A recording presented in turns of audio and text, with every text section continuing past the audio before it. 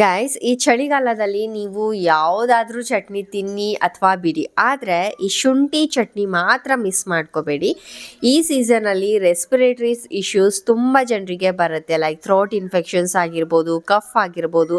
So ಇದನ್ನೆಲ್ಲ reduce ಮಾಡೋದಕ್ಕೆ ಈ ಶುಂಠಿ ಚಟ್ನಿ ಮಾತ್ರ ಸಾಕು. ಸೊ ಇದನ್ನು ಹೇಗೆ ಮಾಡೋದು ಅಂತ ನೋಡೋಣ.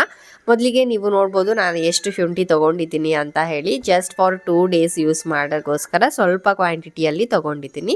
ಮೇಲೇನೆ ಸಿಪ್ಪೆನ ತೆಗೆದುಬಿಟ್ಟು ಚೆನ್ನಾಗಿ ಸಣ್ಣ ಸಣ್ಣದಾಗಿ ಕಟ್ ಮಾಡಿಕೊಂಡು ಒಂದು ಪ್ಯಾನ್ ತೊಗೊಳ್ಳಿ. 1 ಸ್ಪೂನ್ ಆಗಷ್ಟು ಎಣ್ಣೆ ಹಾಕ್ಕೊಂಡು ಅದರಲ್ಲಿ ಈ ಶುಂಠಿನ ಹಾಕ್ಕೊಂಡು ಒಂದು 5ರಿಂದ 6 ಬೆಳ್ಳುಳ್ಳಿ ಕೂಡ ಹಾಕ್ಕೊಂಡಿದ್ದೀನಿ.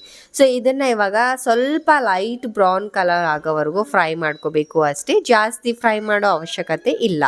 ಸೊ ಇವಾಗ ಅದೇ ಒಂದು ಪ್ಯಾನಲ್ಲಿ ಆ ಶುಂಠಿ ಬೆಳ್ಳುಳ್ಳಿ ಒಂದು ಸಪ್ರೇಟಾಗಿ ಪ್ಲೇಟಲ್ಲಿ ತಗೊಂಡಿರಿ.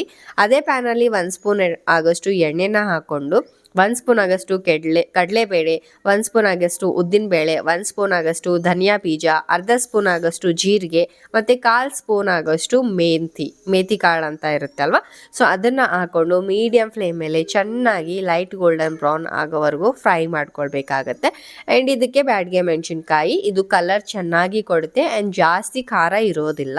ಸೊ ಇದನ್ನು ಕೂಡ ಹಾಕ್ಕೊಂಡು ಫ್ಲೇಮ್ನ ಆಫ್ ಮಾಡಿಕೊಂಡು 1 ನಿಮಿಷ ಚೆನ್ನಾಗಿ ಫ್ರೈ ಮಾಡ್ಕೊಳ್ಳಿ ಅಷ್ಟೇ.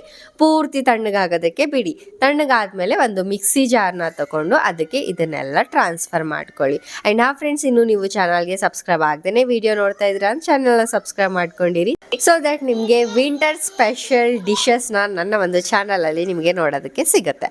ಸೊ ಅದೇ ಒಂದು ಮಿಕ್ಸಿ ಜಾರ್ ಒಳಗಡೆ ನಾವೇನು ಶುಂಠಿ ಬೆಳ್ಳುಳ್ಳಿ ಫ್ರೈ ಮಾಡ್ಕೊಂಡು ಇಟ್ಕೊಂಡಿದ್ವಿ ಅದೆಲ್ಲ ಹಾಕ್ಕೊಂಡು ಚೆನ್ನಾಗಿ ಇದಕ್ಕೆ ತರಿಯಾಗಿ ಚೆನ್ನಾಗಿ ಫೈನ್ ಪೇಸ್ಟ್ ಮಾಡ್ಕೊಂಡು ಬನ್ನಿ. ಸೊ ನೀರು ಏನು ಹಾಕೋದು ಬೇಕಾಗಿಲ್ಲ. ಮೊದಲು ಇದೇ ಥರ ಫೈನ್ ಪೇಸ್ಟ್ ಮಾಡ್ಕೊಂಡು ಬಂದಾದಮೇಲೆ ಇದಕ್ಕೆ ನಾವು ಒಂದು ನಿಂಬೆಹಣ್ಣಿನ ಗಾತ್ರದಷ್ಟು ಹುಣಸಿನಕಾಯಿ ತೊಗೊಂಡು ಅದಕ್ಕೆ ಈ ಥರ ರಸನ ಮಾಡಿಕೊಂಡು ಇದ್ರ ಒಳಗಡೆ ಆ್ಯಡ್ ಮಾಡ್ಕೋಬೇಕು. ಕನ್ಸಿಸ್ಟೆನ್ಸಿ ನೀವು ನೋಡಿಕೊಂಡು ಆ್ಯಡ್ ಮಾಡ್ಕೊಳ್ಳಿ. ಗಟ್ಟಿ ಬೇಕು ಅಂದರೆ ಸ್ವಲ್ಪ ಹುಳಿ ಕಡಿಮೆ ಹಾಕಿ, ತೆಳುವಾಗಿ ಬೇಕು ಅಂತಂದರೆ ಸ್ವಲ್ಪ ಜಾಸ್ತಿ ಹಾಕಿ ನೀರನ್ನು. ಓಕೆ, ಇದಕ್ಕೆ 2 ಸ್ಪೂನ್ ಆಗಷ್ಟು ಪುಡಿ ಬೆಲ್ಲನ ಆ್ಯಡ್ ಮಾಡ್ಕೊಂಡಿದ್ದೀನಿ. ರುಚಿಗೆ ತಕ್ಕಷ್ಟು ಉಪ್ಪನ್ನು ಆ್ಯಡ್ ಮಾಡಿಕೊಂಡು ಅಗೇನ್ ಫೈನ್ ಪೇಸ್ಟ್ ಮಾಡ್ಕೊಂಡು ಬರಬೇಕು.